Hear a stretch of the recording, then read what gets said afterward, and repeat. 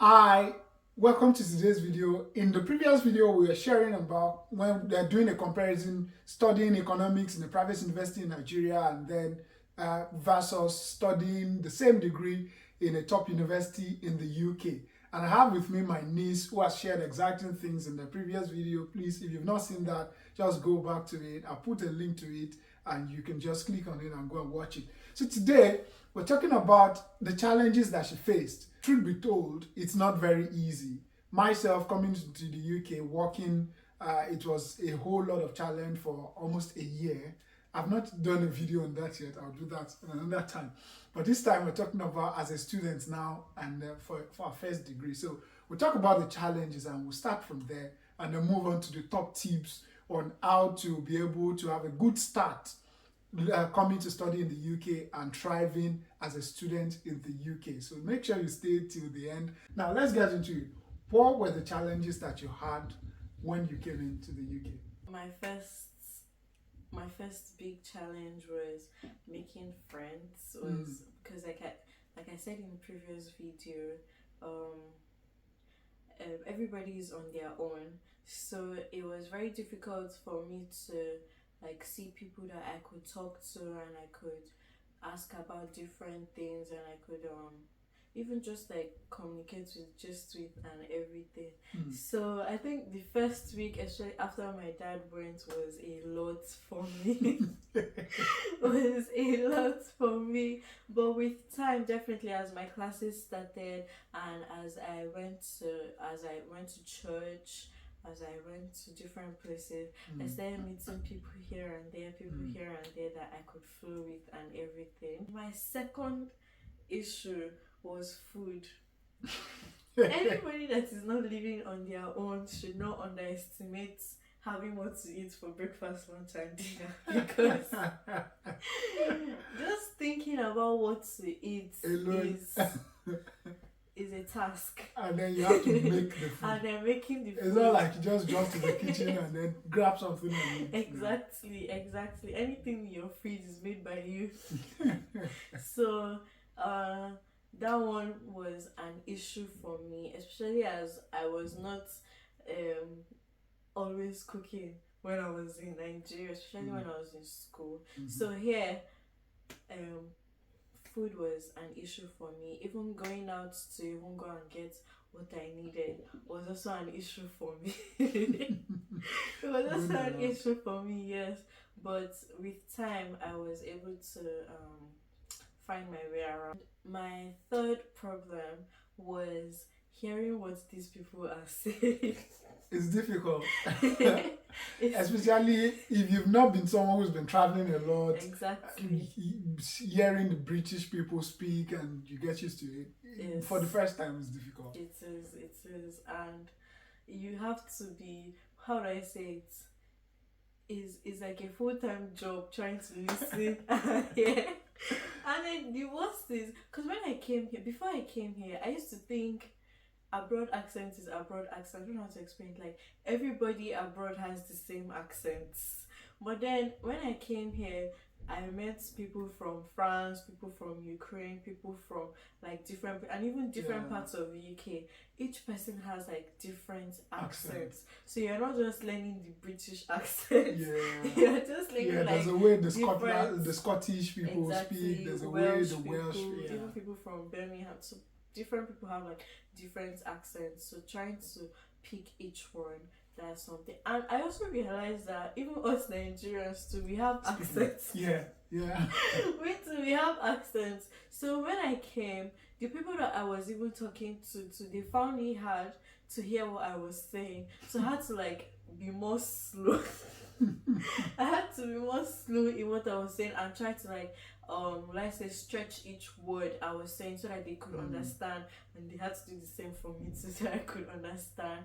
And I think if you talk to more British people, you will tend to get the accents, but as at now, most of the people I've been talking to are Nigerians. So I still have my own accent. Yeah. But yes, trying to communicate to people for them to understand, and also for you to understand them too, was a problem for me. Then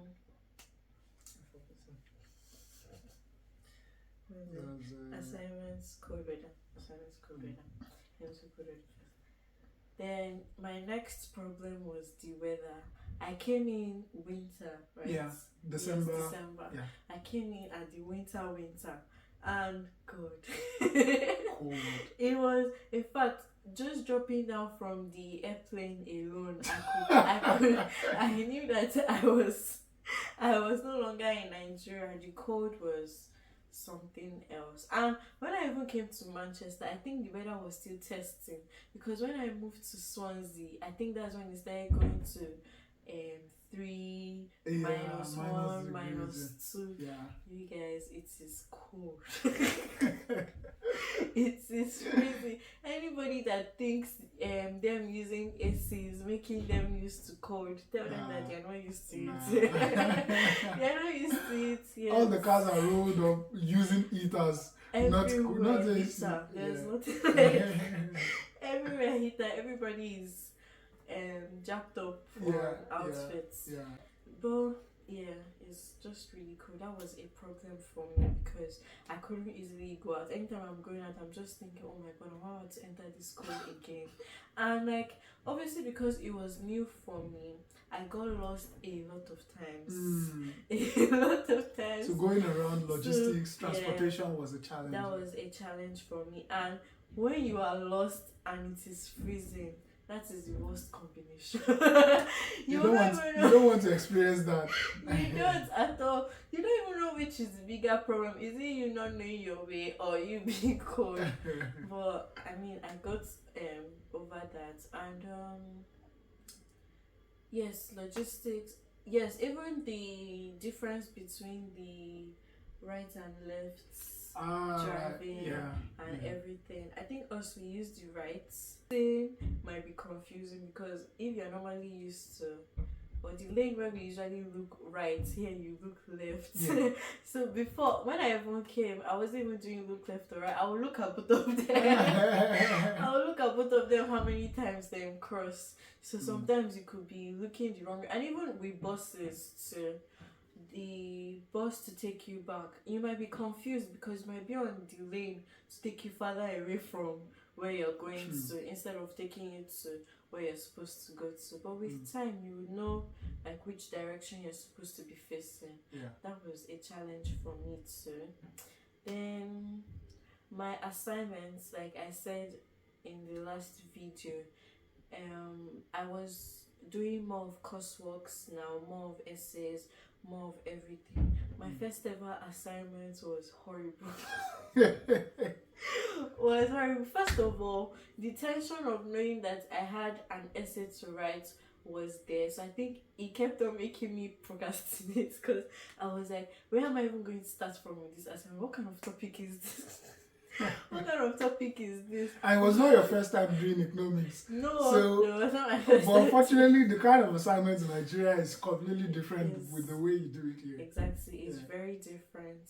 So, doing that, and I had to learn some tips actually through my dad. I learned some tips on referencing, on citation. Even though here they'll teach you how to cite, they will try, but until you get the assignment, you don't know the importance of what they are teaching you. So, knowing that after every statement, once you get that statement from another place, you have to cite it. You have to put where you. And then the thing is that they cannot believe that you write up to a whole paragraph without getting it from somewhere else. Even if it's from your head, you have to kind of find where it has that information so that you can cite it. And if you don't, you could have academic misconduct, which is very scary. Now let's move into the top tips. You've done more than a year now. Almost a year. Let me come back now. So now let's move into the top tips. You've done a year now, roughly. What are the things that you would advise someone who has decided, okay, I'm coming to the UK to do my first degree. Okay. What should I be doing? What to help me to have a good settlement in the first year and going forward? Okay, for one, especially for the assignments part, if you can start learning academic writing skills before you come here, it would help you a lot, because that is a skill that you would use like almost every time in this place. So if you could learn how to cite, how to reference, even how to structure your essays, how to do the conclusion, the abstract, everything, if you could learn it before coming here, it would really help you.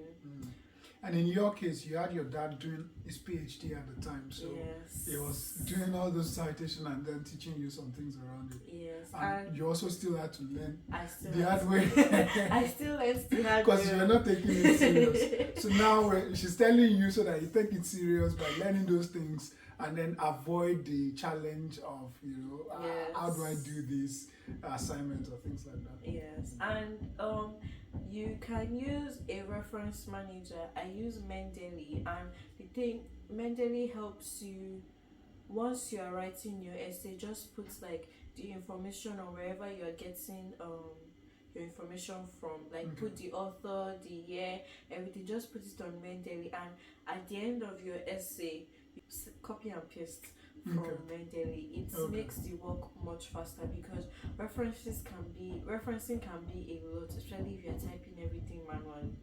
But with Mendeley, it kind of just pastes everything on your thing, and even helps you cite in the correct. Some schools, they could have like a Facebook page, a Facebook group chat, or like different social media group chats where people that are just coming can get to know each other. If you can get that, it could help you, because you know that when you come, you have people like that you can interact with. You have people that you can interact with and everything. And I think this will be part of the requirements in before you come, but having where to stay, sorting out accommodation, because there were a lot of people that came, although mostly from masters, that it was when they reached school that they had to sort out accommodation, and by then most accommodations were taken, and they had like different rules. Some accommodations would allow dogs, but they will not allow children. I did not understand that, but yes, try and ensure you have like you sorted out your accommodation before coming. It will make your process much easier, because when other people are looking for where to live, you already have where you're staying and you're already comfortable. Yes. With communication, if you can watch movies without subtitles, if you can watch British movies without subtitles, it would help you, because then you'll be able to hear them better and faster. Some of those that you just talked about will be very helpful for someone who's trying to come in now, wants to make a start. For someone who is already studying or who have just started, say tomorrow now, what are the things that they need to start doing or that they should be doing? Okay, for one, let's say you've not even made that much friends on the group chat, or you've made but then you can't even find them anymore. I would advise you join societies, join clubs, like join anything that will make you active and will make you meet more people. Because especially the first week before your classes even start and everything, or even when your classes have started, not having something that is keeping you busy and busy and busy over and again might make you stay in your room most of the time, causing loneliness, depression, and whatnot. So I would advise that you join societies, join clubs, join anything. And then at least for Christians, there are different churches around. I believe Redeem is almost everywhere, including Living Faith. There are different churches around. Try and join a church and go there regularly, because the thing is that you will not know when you need people around you until you don't have people around you. So it's always good to have people that can constantly check up on you, you can talk with, you can say your problems to, and everything. It's always good to have that.